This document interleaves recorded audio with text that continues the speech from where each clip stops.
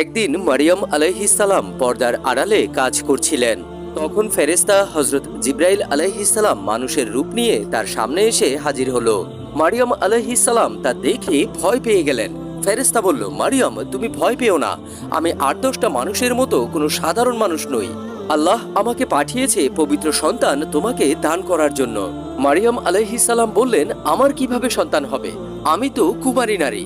ফেরেশতা বলল, এটা একমাত্র আল্লাহর পক্ষে সম্ভব। ফেরেশতা তখন মারিয়াম আলাইহিস সালামের পেটে ফু দিলেন, আর তিনি তখন থেকেই গর্ভবতী হয়ে গেলেন। বাচ্চা জন্ম হওয়ার পর যখন তিনি কোলে নিয়ে ঘুরছিলেন, তখন এলাকার মানুষ তাকে জিজ্ঞাসা করলো, মারিয়াম, তুমি বাচ্চা পেলে কোথায়? তোমার তো বিয়ে হয়নি। এমন নানান কথাবার্তা এলাকার মানুষগুলো বলতে লাগলো। ঠিক ওই মুহূর্তে যে মাত্র দুধের শিশু সে কথা বলে উঠল, এবং সেই ছোট্ট শিশু বাচ্চাটিই ছিল হযরত ঈসা আলাইহিস সালাম। সুবহানাল্লাহ, আল্লাহু আকবার।